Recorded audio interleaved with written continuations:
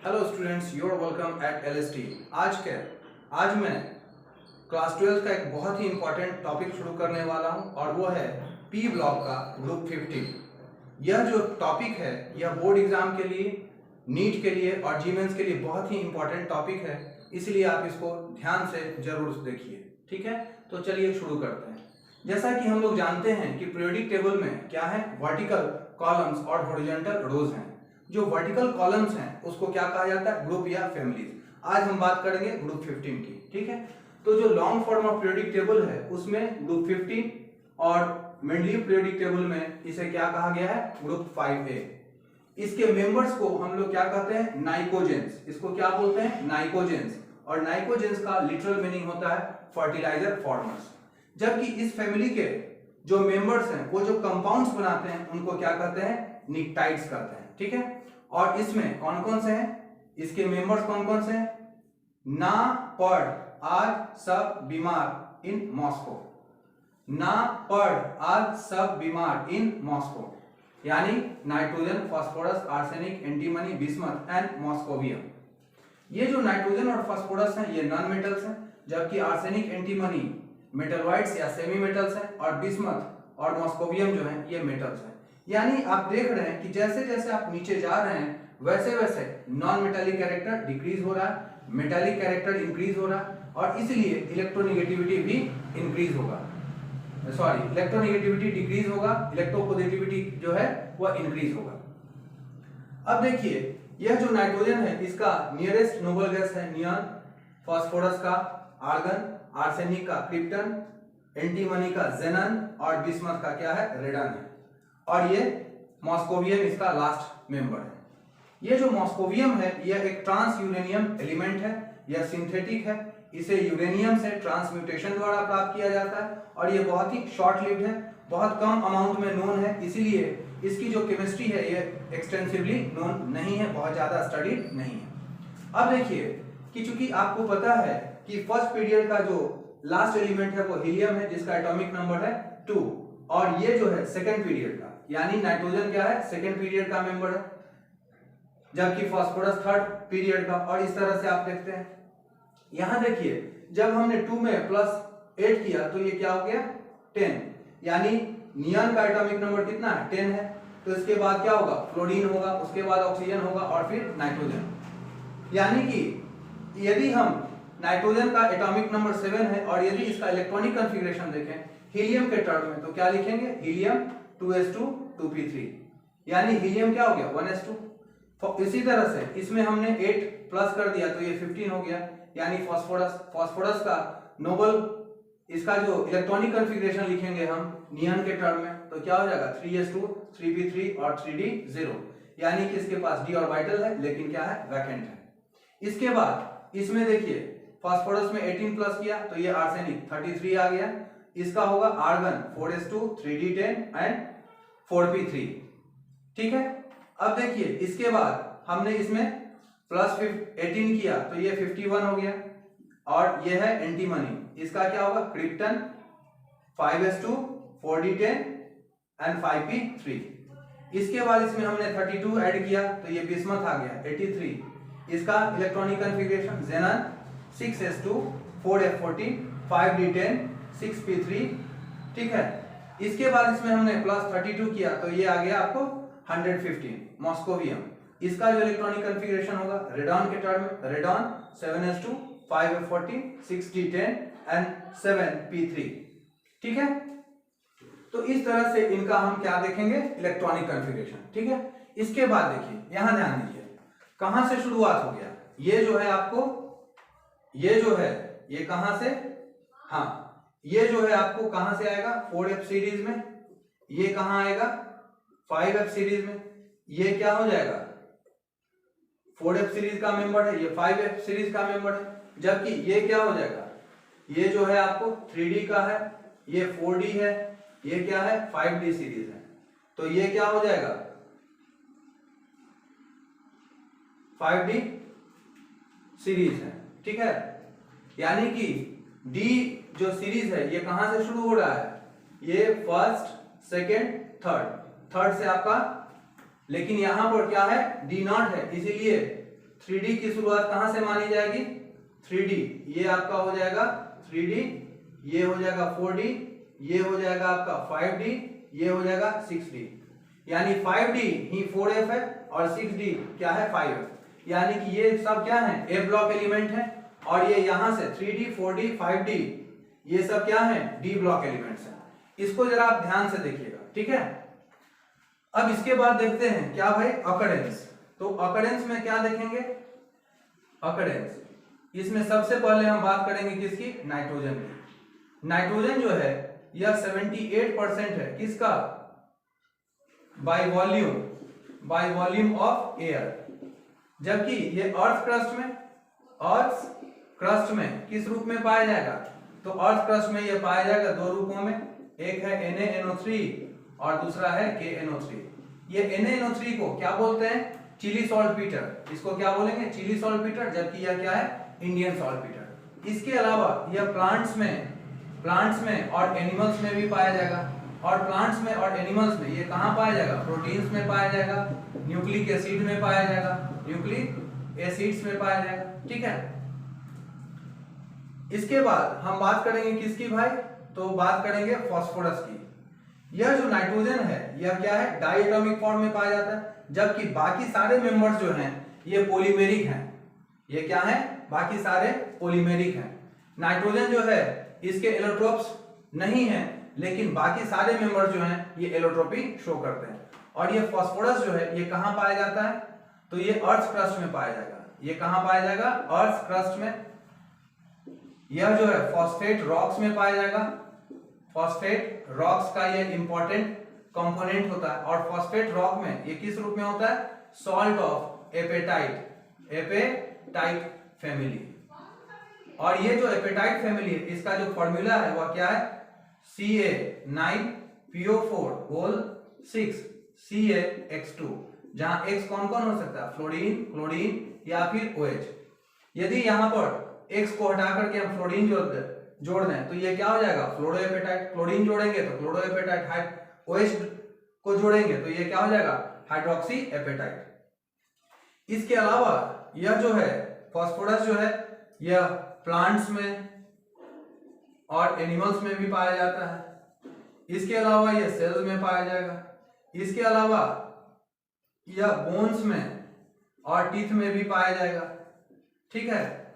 इसके अलावा यह जो फास्फोरस है यह जो है फास्फोप्रोटीन के रूप में, फास्फोप्रोटीन्स के रूप में कहां पाया जाएगा?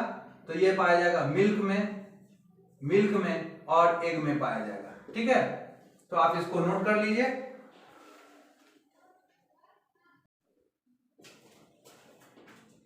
ये देखिए आर्सेनिक, एंटीमनी और बिस्मथ जो है ये कहां पाया जाता है? अर्थ क्रस्ट में। अर्थ क्रस्ट में किस रूप में? सल्फाइड ओर के रूप में। सल्फाइड ओर्स के रूप में ये पाए जाते हैं, ठीक है। तो इस तरह से क्या हो गया? अकरेंस। अब हम बात करेंगे, चलिए मॉस्कोवियम की बात कर लें। यह जो मॉस्कोवियम है यह क्या है? इसका एटॉमिक नंबर जो है 115 है और इसका जो एटॉमिक मास है, इसका जो एटॉमिक मास है यह कितना है? 289 है। और यह जो है एक ट्रांस यूरेनियम है। क्या है? ट्रांस यूरेनियम है। यानी कि यह क्या है? सिंथेटिक है, मैन मेड है। और यह कैसा है? रेडियो एक्टिव है। यह कैसा है? रेडियो एक्टिव एलिमेंट है। यह जो है इसकी लो अवेलेबिलिटी है, अवेलेबिलिटी इसकी बहुत ही कम है और इसलिए इसके बारे में बहुत कुछ ज्यादा जानकारी नहीं है, ठीक है। अब देखते हैं इसके बाद हम लोग इलेक्ट्रॉनिक कॉन्फ़िगरेशन यानी वैलेंस सेल इलेक्ट्रॉनिक कॉन्फ़िगरेशन। तो ये जो भी मेंबर्स हैं इनका जो वैलेंस सेल इलेक्ट्रॉनिक कॉन्फ़िगरेशन है NS2 है और NP3 है। NS2 NP3 यानी इनके वैलेंस सेल में कितने इलेक्ट्रॉन है? 5 इलेक्ट्रॉन्स है, ठीक है। जो नाइट्रोजन है इसके पास केवल S और P ऑर्बिटल, लेकिन बाकी जो मेंबर्स हैं उसके पास D ऑर्बिटल भी हैं। इसके बाद हम बात करते हैं किसकी भाई? तो एटॉमिक साइज की बात करते हैं। एटॉमिक साइज यानी कि हम बात करेंगे किसकी भाई? तो आयनिक एंड कोवेलेंट रेडियस। ठीक है, तो यहां देखिए क्या है, नाइट्रोजन है, फास्फोरस है, उसके बाद आर्सेनिक, एंटीमनी, बिस्मथ और क्या है, मॉस्कोवियम है। तो ये जो नीचे की ओर जा रहे हैं, तो नीचे जाने पर क्या होता है, साइज बढ़ता है। नाइट्रोजन और फास्फोरस के साइज में कंसिडरेबल इंक्रीज हो रहा है, लेकिन उसके बाद जो इंक्रीज होता है ये बहुत ही कम होता है, ये बहुत ही कम होता है। क्यों भाई? क्योंकि जैसे जैसे हम नीचे जाते हैं तो वैसे वैसे क्या होता है, एटॉमिक नंबर तो बढ़ता ही, लेकिन साथ में डी एंड एफ ऑर्बिटल्स आ जाते हैं। और जो डी और एफ ऑर्बिटल्स हैं, चूंकि उनका शील्डिंग जो होता है पुअर होता है, इस वजह से नीचे जाने पर साइज जो बढ़ना चाहिए जिस रफ्तार से, उस रफ्तार से नहीं बढ़ता है, बल्कि साइज बहुत ही धीमे धीमे बढ़ता है। इसके साथ ही देखिए कि जैसे ही हम नीचे जाते हैं तो यहां से डी ऑर्बिटल की शुरुआत हो जाती है। यहां पर क्या आएगा, 3d आएगा, उसके बाद क्या आएगा, 4d आएगा, उसके बाद आ जाता है f ऑर्बिटल्स आ जाते हैं। और d ऑर्बिटल और f ऑर्बिटल की पुअर शील्डिंग की वजह से जो न्यूक्लियस है और जो ns इलेक्ट्रॉन है ये स्ट्रांगली बाउंड हो जाता है और एटॉमिक साइज जो है वो बहुत ज्यादा नहीं बढ़ पाता है। ठीक है, इसके बाद हम लोग बात करेंगे कि ट्रांजिशन कॉन्ट्रैक्शन क्या होता है, लेंथेनॉइड कॉन्ट्रैक्शन क्या होता है, एक्टिनॉइड कॉन्ट्रैक्शन क्या होता है, तो इसको हम लोग बाद में देखेंगे। तो ये एटॉमिक साइज क्या हुआ, नाइट्रोजन से फास्फोरस में कंसिडरेबल इंक्रीज है, इसके बाद भी इंक्रीज हो रहा है, लेकिन बहुत ही धीमे धीमे होता है। क्यों होता है बहुत ही धीमे धीमे? क्योंकि इसके बाद हेवियर मेंबर्स में कौन आ जाता है, डी और एफ सबशेल्स आ जाते हैं, जिसका शील्डिंग क्या होता है, पुअर होता है। अब एटॉमिक साइज के बाद हम बात करें किसकी भाई, आयनाइजेशन एंथैल्पी की बात करें। आयोनाइजेशन एंथैल्पी यानी कि डेल आई एच। ये जो आयनाइजेशन एंथैल्पी है, nitrogen, phosphorus, arsenic, antimony, bismuth और क्या है, मॉस्कोवियम। तो यहां पर नीचे की ओर जाने पर एटॉमिक साइज क्या हो रहा है, बढ़ रहा है। एटॉमिक साइज बढ़ेगा तो डाउन द ग्रुप क्या होगा, डाउन द ग्रुप यह क्या होगा, डिक्रीज होगा। ठीक है, लेकिन यदि हम कंपेयर करें इस ग्रुप 15 को किसके साथ, 14 के साथ और 16 के साथ, तो ध्यान दीजिएगा ग्रुप 14 है, 15 है और क्या है, 16 है। यहां पर कार्बन है, नाइट्रोजन है और क्या है, ऑक्सीजन है। इसका इलेक्ट्रॉनिक कॉन्फ़िगरेशन देखिए, इसका हो जाएगा NH2 और NP2, इसका होगा NH2 और NP3, इसका होगा NH2 और NP4। यह जो है इनकम्प्लीटली फिल्ड है, ये भी क्या है, इनकम्प्लीटली फिल्ड है, जबकि ये क्या है, p ऑर्बिटल जो है इसका हाफ फिल्ड है और इसके पास क्या होगा, एक्स्ट्रा स्टेबिलिटी। क्या होगी, एक्स्ट्रा स्टेबिलिटी। और इसके वजह से इसका जो ionisation enthalpy, first ionization enthalpy होगा, इस कार्बन से भी ज्यादा होगा और इस ऑक्सीजन से भी ज्यादा होगा। हालांकि हम जानते हैं कि लेफ्ट टू राइट जब जाते हैं तो एटॉमिक साइज क्या होता है, घटता है, यानी कि नाइट्रोजन की तुलना में क्या है, ऑक्सीजन छोटा है, तो इसका आयनाइजेशन एंथैल्पी क्या होना चाहिए, ज्यादा। लेकिन चूंकि जब हम बात करते हैं किसकी, इलेक्ट्रॉनिक कॉन्फ़िगरेशन की बात करते हैं, तो नाइट्रोजन का जो इलेक्ट्रॉनिक कॉन्फ़िगरेशन है इसमें p क्या है, हाफ फील्ड है, इसके पास एक्स्ट्रा स्टेबिलिटी है, जबकि ऑक्सीजन का जो p सबशेल है वो उसमें 4 इलेक्ट्रॉन है, वो इनकम्प्लीटली फील्ड है और वो लेस स्टेबल है। यानी इसमें से इलेक्ट्रॉन निकालना आसान है, लेकिन इसमें से इलेक्ट्रॉन निकालना आसान नहीं है, इसलिए यह क्या है, इसका आयनाइजेशन एंथैल्पी यानी ग्रुप 15 का जो आयनाइजेशन एंथैल्पी होगा यह ग्रुप 16 वाले से और ग्रुप 14 वाले से ज्यादा होगा। ठीक है, इसके बाद देखिए, इसके बाद हम बात करेंगे सक्सेसिव आयनाइजेशन एंथैल्पी, है ना। ये सक्सेसिव आयनाइजेशन एंथैल्पी, ये देखिए यदि हमने नाइट्रोजन से एक इलेक्ट्रॉन निकाला तो यह क्या बनेगा, यह बनेगा N+, एक इलेक्ट्रॉन निकल गया, तो ये क्या होगा, डेल आई H1। अब नाइट्रोजन की तुलना में N+ का साइज क्या होगा, छोटा, और इसमें से इलेक्ट्रॉन को निकालना डिफिकल्ट होगा, यानी कि N+ में से यदि एक और इलेक्ट्रॉन हम निकालेंगे तो N2+ और ये हो जाएगा डेल आई H2। साइज जो है इसका इससे भी छोटा हो गया। फिर क्या होगा, N2+ में से एक इलेक्ट्रॉन निकालेंगे तो यह N3+ बनेगा और इसका ये क्या है, डेल आई H3। जैसे जैसे हम किसी भी एटम से इलेक्ट्रॉन निकालेंगे उसका साइज क्या होगा, छोटा होता जाएगा। यानी सबसे छोटा है ये, उससे बड़ा है ये, उससे बड़ा है ये, सबसे बड़ा ये। यानी कि जो आयनाइजेशन एंथैल्पी है ये क्या है, first ionization enthalpy, second ionization enthalpy, third, इन सबको क्या बोलेंगे, सक्सेसिव आयनाइजेशन एंथैल्पी। और सबसे ज्यादा कौन होगा, तो सबसे ज्यादा होगा डेल IH3, उसके बाद होगा डेल IH2, फिर क्या होगा डेल IH1। इस तरह से क्या होता है, सक्सेसिव आयनाइजेशन एंथैल्पी धीरे धीरे बढ़ते हैं।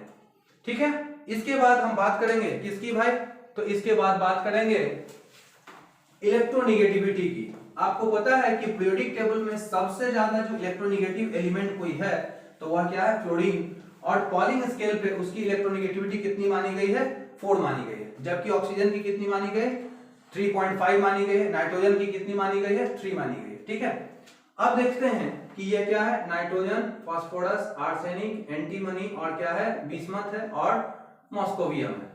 तो जैसे जैसे आप नीचे की ओर जाएंगे, क्योंकि एटम का साइज बढ़ेगा, एटम का साइज बढ़ेगा तो यह जो इलेक्ट्रोनिगेटिविटी है वह डाउन द ग्रुप क्या होगी, डिक्रीज होगी। इधर जाने पर पीरियड में यदि हम बात करें तो इधर जाने पर यह क्या होता है, इंक्रीज होता है, लेकिन डाउन द ग्रुप क्या होगा, डिक्रीज होगा। शुरू में यह जो डिक्रीज है वो ज्यादा होगा, लेकिन बाद में यह डिक्रीज क्या हो जाता है, कम हो जाता है। और एंटीमनी और बिस्मथ की इलेक्ट्रोनिगेटिविटी लगभग लगभग बराबर हो जाती है 1.9। ठीक है, तो इसका क्या कारण है, तो इसका कारण हम देखेंगे क्या भाई, डी ट्रांजिशन यानी कि ट्रांजिशन कॉन्ट्रैक्शन, और क्या है, लैंथेनॉइड और एक्टिनॉइड कॉन्ट्रैक्शन। तो उसके बारे में हम लोग बाद में बात करेंगे। ठीक है, तो आज के लिए बस इतना ही। Thank you.